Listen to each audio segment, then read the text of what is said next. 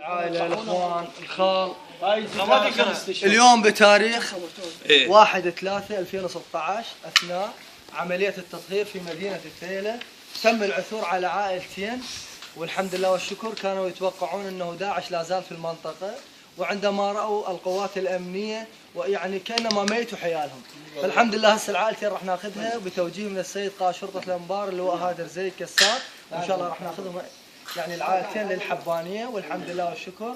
امورهم يعني بصراحه موضوع انساني يعني ما يسرد بدقيقه او دقيقتين، يعني هاي قصه كامله، فاحنا نحمد الله ونشكره انه وصلنا لهم وقدرنا ان ننقذهم. زين سيدي، انت شو تتوقع اكو عائله هنا لو؟ والله بصراحه ما كنا نتوقع نلقى عائله الا اذا اكو داعش اذا ينتظرنا ببيت حتى يفجر نفسه او يقوم باي عمل، بس تفاجئنا شفنا اطفال وعائله وفرحوا بينا كلش يعني، والحمد لله والشكر.